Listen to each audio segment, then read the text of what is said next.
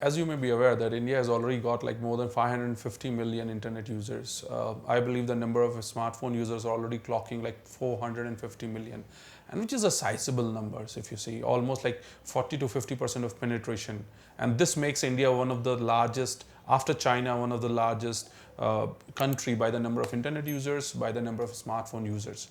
So along with all this exploded adoption of smartphone and internet, there is a big problem what we are staring at, and that is fake news. I would rather say not the fake news alone, the fake information and fake intelligence, which is much more damaging.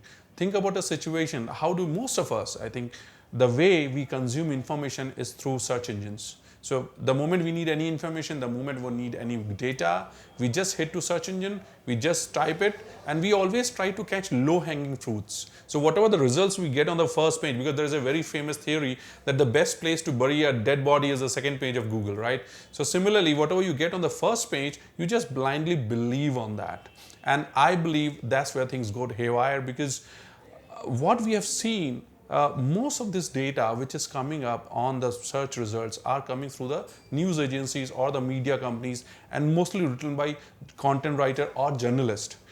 Many times what we have realized, this whole data, whole system is so fragmented that everyone has got their own source of data and information. So there could be chances the source you are consuming information from or the data you are consuming information from may not be accurate, may not be validated. Think about a situation, an excellent SEO guy, but a pathetic analyst. What kind of damages he can do for you? And now, if you are consuming that kind of information or data or analysis or actionable insights and making your whole strategy, your whole startup strategy, and then you're presenting to, let's say, any of the investors or any of the demo day, what will be your situation? It may be very embarrassing for you if the startup or the investor group is already aware or probably have more accurate the data than you, right? So I think at this point in time, the bigger problem is definitely there about this fake news, fake information, fake intelligence. But I think with the implementation and adoption of AI, we are able to handle it to a certain extent. I think as and when the 5G would be available at the same time, a lot more AI-enabled tools would be available.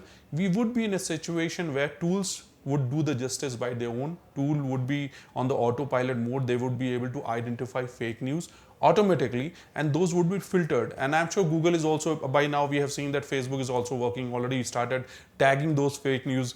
Google is also working on that. We know that every company has got kind of war rooms in there where the whole job was only to identify what is accurate, what is not accurate. But still, this is at a very nascent stage. And the danger and the damages are really big at this point in time.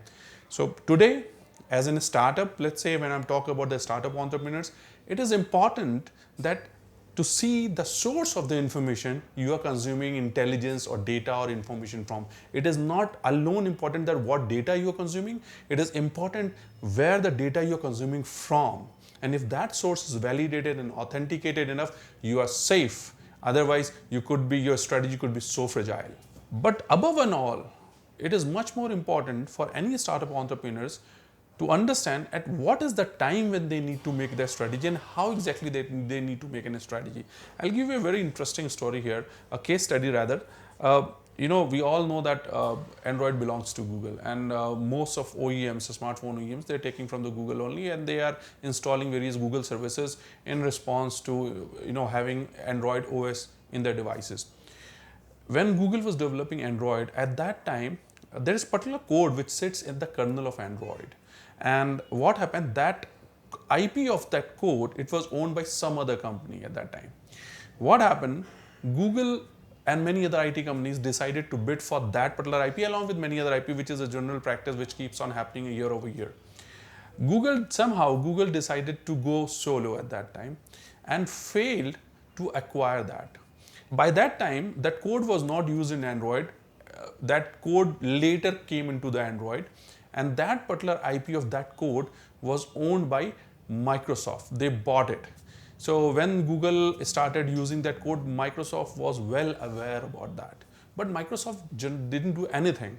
Generally what happens, suppose if you're stealing a code, though here there was no stealing here, but suppose if you're aware that someone is using the code, you own the IP, you immediately reach out to the company, right? There is a general practice. But what Microsoft did, they did not say anything. You know, all the Samsung, everyone, they were installing, they were happily selling all these Android phones, and today we know how many devices are sold, Android devices.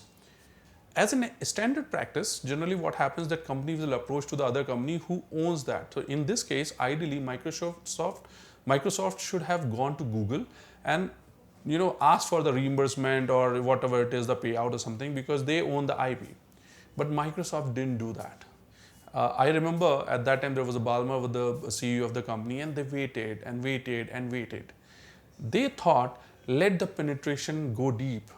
Let them sell as much as device they can. They stayed very silently, and when they saw that now Android has captured a sizable market, instead of approaching to Google, Microsoft decided to approach all the OEMs like Samsung, LG, and many other companies, and they said, hey, you have sold till date so many millions of devices, and on all those devices are powered by Android, and Android has got this particular code on the kernel, which IP is owned by me.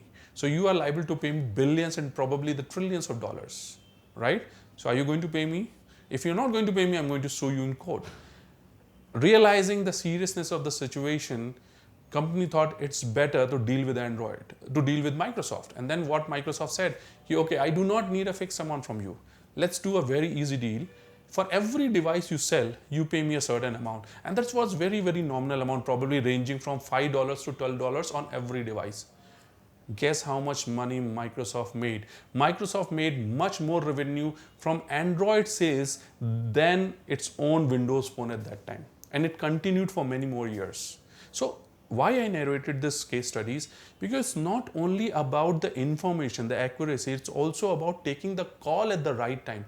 So if you have got the right set of information, if you've got right set of data, because Microsoft was aware that what is a number, what is a size, what are the total sales which have been done, how much money they can make. So if you have all those information, intelligence validated, then you need to make a call at the right time. So right data, right time, definite success. We need to have a system probably which will automatically tell consumers what is the validity, authority and authenticity of that particular information. The biggest challenge here is we do not have enough of data. The biggest challenge here is we do not have enough of tools which can tell internet users, which can tell the consumers that whether those information is accurate or not. So what could be the way around? Can we leave it? No, we cannot just leave it. We cannot just wait, okay, probably 2 years down the lane or something, when there will be tools will be available, then I would develop that. So this requires a platform or service which could play as a provider, as a validator. So instead of validating each and every data, each and every information, what if there is a platform which can only serve those information which is accurate, right? Probably Days Info, in the DNA of Days Info, that is something what lies there, because we carefully select information. We have got 3-4 levels of moderation. We check each and every data what is there. We check the authenticity of each and every thought process. We have so much of analysis, so much of juggle around with the thoughts. We have so much of think about, with so much of discussion on that matter before we actually put it across to the consumer, and that makes us so valuable in the market. But as I said, one platform cannot do the justice. We need more platforms. Unfortunately, at this point in time, not many platforms are available. And I understand it's end of the day is a business, and every startup entrepreneur like me also wants to have a successful business, and they're busy taking their startup to the next level. And this is all resource consuming processes. Having said that, I think we are on the right track. In few years, there will be more platforms who would be serving a right kind of information to consumers, and we just need to wait and watch probably.